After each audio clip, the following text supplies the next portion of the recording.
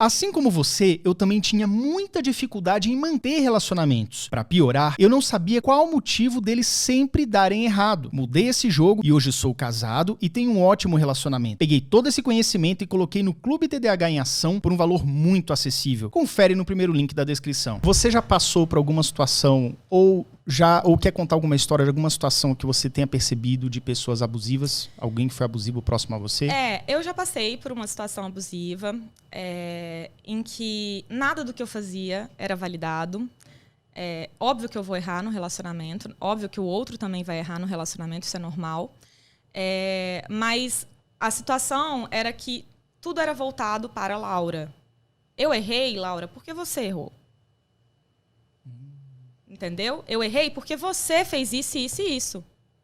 É o famoso... Eu nunca apanhei. As agressões sempre foram verbais, muito veladas, que eu acho que é muito mais difícil de você reconhecer, sabe? Porque para chegar numa agressão verbal, passa-se antes por várias agressões ali verbais e que são muito veladas mesmo.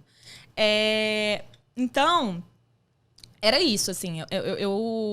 Ele validava mais os meus erros do que os meus acertos. Ele validava mais os meus erros do que o meu esforço em querer acertar, mesmo que eu errasse, né? Então, eu já não sabia mais quem era a Laura ali no relacionamento. Eu só sabia que eu precisava constantemente melhorar. E isso para uma pessoa que tem TDAH, né, Yuri, é péssimo, porque a gente já tem essa crença de desvalor muito grande, a gente já tem essa crença de autoestima baixa, que é comum no TDAH, né? Inclusive, é um sintoma ali do TDAH que nos acompanha desde os 6 anos de idade. É um dos únicos sintomas que não altera no TDAH, é justamente a autoestima baixa. Então, eu tinha essa sensação de que eu precisava melhorar o tempo inteiro. Tudo. Insuficiente, né? Você estava insuficiente. Então... Insuficiente, assim. Eu tinha essa sensação de que eu precisava melhorar o tempo inteiro. E no TDAH, a gente já tem também essa coisa de perfeccionismo. Porque a autoestima baixa nos faz querer ser perfeito em tudo, né? Então, e não é um perfeito comparado ao outro, é um perfeito para você mesmo. Isso é importante dizer. Não é que eu tô querendo competir com outra pessoa. É que realmente... Eu já tenho essa crença de desvalor, então eu preciso fazer mais cursos, eu preciso aprender mais, eu preciso ler mais sobre isso, eu preciso melhorar mais nisso. E eu acho que o fato da pessoa saber que eu tinha Muitas pessoas com TDAH já começam se desculpando, né? Já se acha errado desde o começo, né, gente? As pessoas, os meus amigos, as pessoas mais próximas morrem de rir de mim, porque eu sempre já começo a frase de tipo, desculpa por isso. Porque é muito do nosso funcionamento, né? Eu entendo você. Desculpa eu estar te incomodando. Com você mesmo, Yuri, desculpa eu te atrapalhar no seu domingo, mas assim, né? É muito comum a gente fazer isso. Então, acaba que ele evidenciava muito as minhas sombras. Ah, sim. E eu já tinha as minhas sombras, que eu reconhecia que eram sombras. E isso não significa que eu estava passando pano para elas, muito pelo contrário. Mas evidenciava muito as minhas sombras. Então, ficou um relacionamento inviável. Sabe que eu passei por uma coisa parecida também. Um relacionamento há uns bons anos atrás, bons mesmo.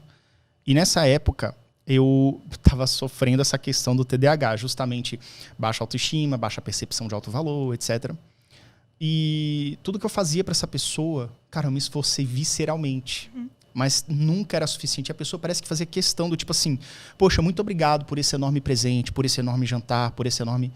Mas, isso aqui ainda não tá legal. Cara, era muito difícil conviver com isso, porque eu simplesmente não enxergava que tinha alguma coisa errada. Com a situação, eu não tô dizendo que eu sou o certo e a pessoa errada, nem vice-versa. Mas o errado é você achar que nada está bom. Do tipo assim, não, beleza, então eu não faço nada bom. Às vezes é o caso de você perceber que ali não é pra você. Exato.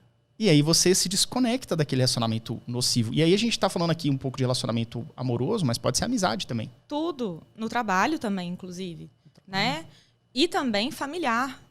Familiar. A gente tava falando agora, inclusive, iniciando essa questão aí do pai que não... que faz pouco caso da patologia, da dificuldade do filho adolescente. Isso também pode ser um sinal de um relacionamento abusivo que tá rolando ali. Exatamente. E tem muito. Eu que atendo adolescentes, eu também... Outro transtorno que está sendo bem comum são os transtornos alimentares, né? E aí, eu acho que a pandemia veio potencializando muito isso, porque as academias ficaram fechadas, as atividades coletivas, que geralmente os adolescentes fazem mais parte dessas atividades coletivas, como natação, lutas, enfim, tudo isso fechou por um tempo, né, por causa da pandemia. E as crianças ficaram mais em casa, os adolescentes ficaram mais em casa, porque as aulas eram online. Consequentemente, aumentaram aí o sobrepeso, né? E a sua relação com a comida. Então, eu tenho pacientes que a mãe fala, nossa, mas ela tá... Olha o tanto que ela tá gorda. Eu falo pra ela, minha filha, por que você vai comer isso? Olha, você não tá vendo que você tá gorda? Come isso daqui. Aí eu vou e pergunto pra mãe, tá, mas por que tá tendo essa comida em casa? Tá acessível. Por que vocês compram bolacha recheada em casa pra uma criança que tá tentando emagrecer? E que ela já não tem um controle inibitório, um autocontrole muito bom comparado a um adulto. Não é para ter. Eu até faço a analogia com alcoólatras. Todo mundo entra na dança.